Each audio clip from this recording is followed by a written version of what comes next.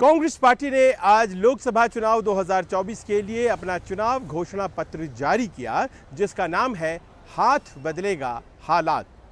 इस घोषणा पत्र की खास बात यह रही कि इसमें 5 न्याय और 25 गारंटी की बात हुई। 5 न्याय का मतलब ये हुआ कि उन्होंने 5 न्याय के स्तंभ को आइडेंटिफाई किया, उसकी पहचान की, और हर न्याय के स्तंभ में उन्होंने 5 गारंटी दी है। मसलन युवा न्याय। अब युवा न्याय यानी कि जो देश के युवा हैं उनके साथ अन्याय हो रहा है, ये मानते हुए सबसे बड़ा अन्याय कि रोज़गार उन्हें नहीं मिल रहा है, ये तय किया गया है कि राइट टू अप्रेंटिसशिप एक्ट लाया जाएगा, जिसके तहत किसी भी कोर्स को करने के बाद, डिग्री डिप्लोमा के बाद पहली नौकरी लाख रुपए सालाना की पक्की दी जाएगी। ये वादा कांग्रेस करती है।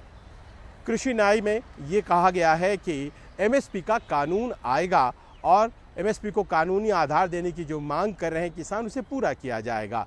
महिला न्याय में महालक्ष्मी योजना लाई गई है, जिसके तहत गरीब परिवारों में जो महिला हेड होंगी, घर की सबसे बड़ी सदस्य, उन्हें सालाना 1 लाख रुपए दिया जाएगा।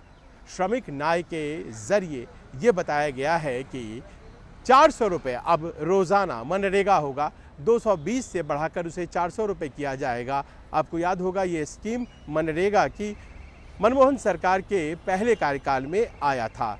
इसके अलावा जो हिस्सेदारी की बात है, उसके तहत तय किया गया है कि देश भर में जातीय जनगणना कराई जाएगी और जिस भी वर्ग की हिस्सेदारी कम है उसे बढ़ाने के लिए उचित कदम उठाए जाएंगे। मैनिफेस्टो कमेटी चिदम्बरम साहब ने हेड की, लेकिन उसमें कई सदस्य थे। उसमें से एक सदस्य रंजीता रंजन भी थी, जो कि राज्यसभा सांसद हैं। न्यूज़ 24 ने उनसे बात की और हमने जब उनसे पूछा कि क्या ये जो आपका मैनिफेस्टो है वो 400 के दावे को हरा पाएगा, तो उन्होंने क्या कहा, ये सुनिए। चुनाव घोषणा पत्र को बनाने वाली जो कमेटी थी, उसकी सदस्य रंजीत रंजन, राज्यसभा सांसद, हमारे साथ इस वक्त मौजूद हैं। मैडम, आपकी 5 न्याय 25 गारंटी और दूसरी तरफ मोदी जी की गारंटी। 2024 का चुनाव ऐसा लगता है कि गारंटी बनाम गारंटी। बिल्कुल, लेकिन 10 साल में एक व्यक्ति ने क्या परफॉर्म करा, क्या बोलकर आया था।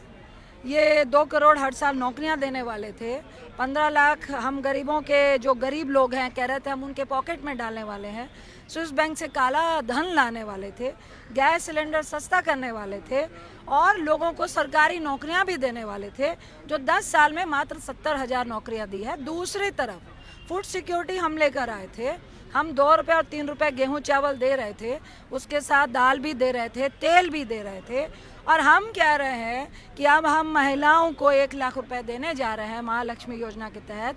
हम मनरेगा स्कीम लेकर आए थे और अभी 220 रुपए से अब हम उसको 400 रुपये मिनिमम मजदूरी करने वाले हैं। हमने किया क्या? मोदी जी ये गारंटी लेंगे कि 2 करोड़ की जगह सालाना 50 लाख भी युवाओं को नौकरी दे पाए? हम कह रहे हैं कि हम युवाओं को, ग्रेजुएट को गारंटी दे रहे हैं, जिनका रोजगार नहीं लगता उनको 1 लाख रुपीस की गारंटी कांग्रेस दे रही है। यस, देखिए, ये तो अच्छी बात है, राइट टू अप्रेंटिसशिप एक्ट नई बात है। आपने गिना दिया जो आपने दिया, मैं उसकी तरफ आपका ध्यान ले जाता हूँ जो आपने नहीं किया।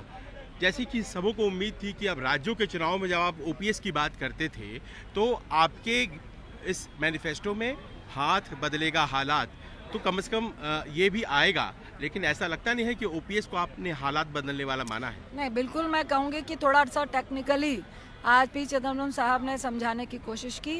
हिमाचल हो, जहाँ भी हमारी गवर्नमेंट है, राजस्थान हो, हमने वहाँ पर ओपीएस को फुलफिल किया है।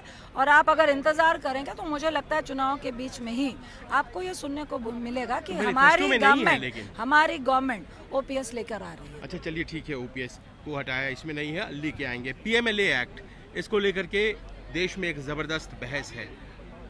ये उम्मीद की जा रही थी कि आप उसको हटाने की बात करेंगे, क्या कुछ इस तरह की बात हुई?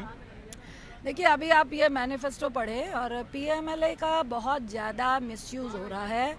ईडी और पीएमएलए ड्रग्स, टेरर और टेररिज्म के लिए बनाया गया था और आज जिस तरह का मिसयूज़ हो रहा है, आप किसी को भी पकड़ते हैं कि पीएमएलए का राइट ये होता है कि आपको मैंने पकड़ लिया, आप प्रूफ कीजिए कि आप दोषी नहीं है। तो ये ड्रग्स टेरर और टेररिज्म के लिए होता है, चूंकि वो भाग नहीं जाए।